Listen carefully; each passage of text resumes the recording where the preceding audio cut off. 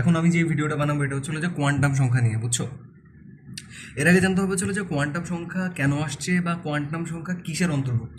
Quantum সংখ্যা যে জিনিসটার অন্তর্ভুক্ত সেটা হচ্ছিল যে কোয়ান্টাম বলবিদ্যা পরমাণু মডেলের।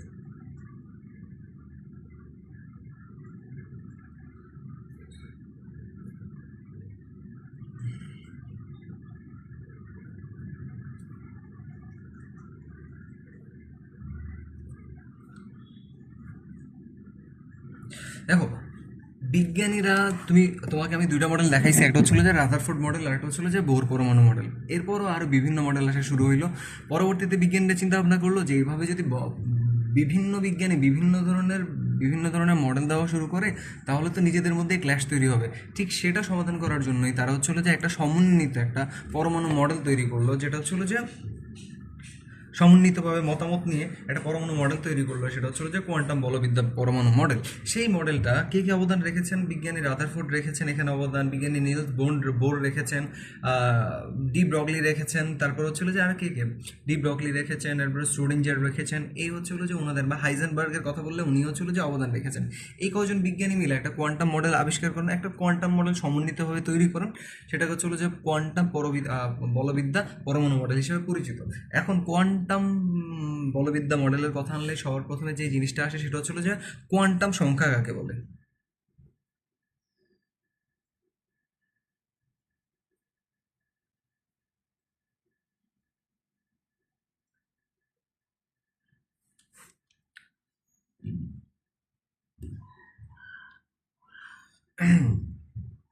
দেখো, বলবিদ্যা কোয়ান্টাম মডেল অনুযায়ী কোয়ান্টাম সংখ্যা হচ্ছিল যে ইলেকট্রন কক্ষপথ এর কক্ষপথ, অথবা ইলেকট্রনের কক্ষপথ বা অরবিট অরবিট এর আকার আকার এবং আকৃতি। কি? ইলেকট্রনের কক্ষপথ যেটা রয়েছে সেই কক্ষপথের আকার, 2 নম্বর কি আকৃতি, 3 নম্বর হচ্ছিল যে ত্রিমাত্রিক দিক বিন্যাস নির্দেশ।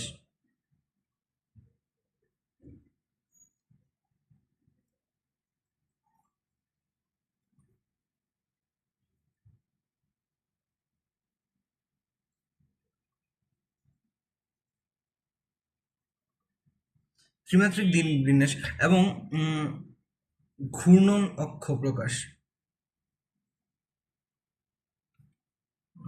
অক্ষ প্রকাশ অক্ষ নির্দেশ করে যে চারটি সংখ্যা তাদের তাদের কোয়ান্টাম সংখ্যা বলে।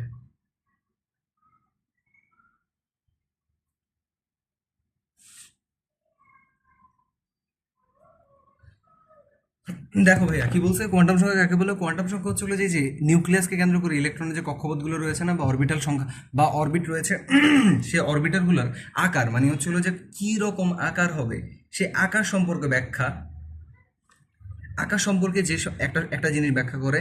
আর একটা হচ্ছে আকৃতি সম্পর্কে ব্যাখ্যা করে, উপশক্তি স্তর, এই যে শক্তি স্তরের আকার এবং উপশক্তি স্তরের আকৃতি, এবং হচ্ছে ত্রিমাত্রিক দিকবিন্যাস এবং ঘূর্ণন অক্ষ এই নির্দেশ করে যে চারটি সংখ্যা, সেই চারটি সংখ্যাকে কোয়ান্টাম সংখ্যা বলা হয়। এখন কথা হচ্ছিল যে ইলেকট্রন বিন্যাসের এই যে অরবিটের আকার যেই প্রকাশ করে তাকে হচ্ছিল যে কি বলা হয়, তাকে আমরা প্রাইমারি কোয়ান্টাম সংখ্যা হচ্ছিল যে প্রধান কোয়ান্টাম সংখ্যা, বা এটাকে এন দ্বারা প্রকাশ করা হয়ে থাকে, তাই না ভাইয়া বলো? তাহলে একটা কোয়ান্টাম সংখ্যা আমরা পেয়ে গেলাম। এরপর হচ্ছে আকৃতি সম্পর্কে যে ধারণা দেয় সেটা হচ্ছে যে কি সেকেন্ডারি কোয়ান্টাম সংখ্যা বা এস দ্বারা প্রকাশ করা হয়। তৃতীয়ত হচ্ছে যে ত্রিমাত্রিক দিকবিন্যাস যে প্রকাশ করে সেটাকে এম বলা হয়, বা ম্যাগনেটিক কোয়ান্টাম নাম্বার। এরপর 4 নম্বর যেটা রয়েছে যে ঘূর্ণন সংখ্যা যে প্রদান করে সেটা হচ্ছে যে স্পিন কোয়ান্টাম সংখ্যা। অর্থাৎ হচ্ছে যে এই চারটা অর্থাৎ হচ্ছে যে প্রথমত হচ্ছে যে প্রধান কোয়ান্টাম সংখ্যা, সহকারী কোয়ান্টাম সংখ্যা, এরপর হচ্ছে যে ত্রিমাত্রিক কোয়ান্টাম সংখ্যা, এবং হচ্ছে যে আরেকটা কি ঘূর্ণন কোয়ান্টাম সংখ্যা।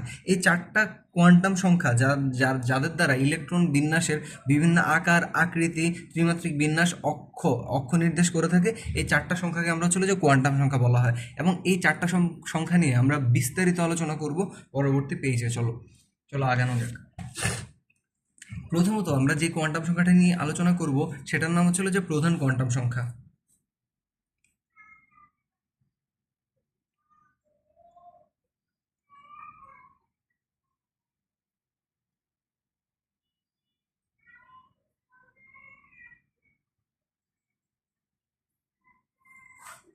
প্রথমত আমরা যেটা নিয়ে আলোচনা করবো সেটাকে হচ্ছিল যে প্রধান কোয়ান্টাম সংখ্যা বলা হয়। এখন আমি প্রথমেই বলছি যে প্রধান কোয়ান্টাম সংখ্যা সাধারণত হচ্ছে বোরের কোয়ান্টাম সংখ্যা বললেও হয়, কারণ আমি প্রথমেই বলেছি যে কোয়ান্টাম বলবিদ্যা বলবিদ্যা পরমাণু মডেলের মধ্যে অবদান রেখেছে বিজ্ঞানী বোর, রাদারফোর্ড, সবাই অবদান রেখেছে। এর মধ্যে বিজ্ঞানী বোরের অবদান হচ্ছে প্রধান কোয়ান্টাম সংখ্যাতে।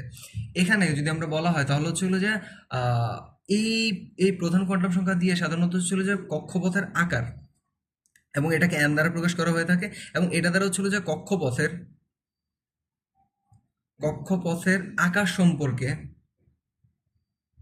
আকার সম্পর্কে ধারণা পাওয়া যায়। অর্থাৎ হচ্ছিল যে একটা কক্ষপথ নির্দিষ্ট ব্যাসার্ধ বজায় রেখে এবং নির্দিষ্ট শক্তি সম্পন্ন এবং নিউক্লিয়াসকে কেন্দ্র করে ঘুরতেছে, এই যে অরবিটগুলোর আকার সম্পর্কে ধারণা পাওয়া যায়, সেটা গোলাকার নাকি বৃত্তাকার বা কি আকারে রয়েছে সে আকার সম্পর্কে ব্যাখ্যা পাওয়া যায়, ঠিক আছে। এবং সেটাকে হচ্ছিল যে এন দ্বারা প্রকাশ করা হয়। আমি প্রথমেই বলেছি এনের মান 1, 2, 3, 4 হইতে পারে, বা কে, এল, এম, এন হইতে পারে, ঠিক আছে। এই দ্বারা আমরা হচ্ছিল যে প্রকাশ করে থাকি, করতে পারি। এছাড়াও বিজ্ঞানী বোর এই সম্পর্কে যে ধারণা দিয়েছেন যে ইলেকট্রন ধারণ করতে পারে একটা সূত্রের মাধ্যমে, সেটা হচ্ছে 2n² সূত্রের মাধ্যমে সে হচ্ছে যে ইলেকট্রন ধারণ করতে পারে। এখন এরপরে যদি আমরা কথা বলি সেটা হচ্ছে, তাহলে আমরা ওই সময় তো দেখাইছিলাম যে কিভাবে হচ্ছিল যে ধারণ করার মাধ্যমে বের করা যায়, কিভাবে ইলেকট্রন, প্রত্যেকটা কক্ষপথে ইলেকট্রন কয়টা আছে সেটা বের করা যায়।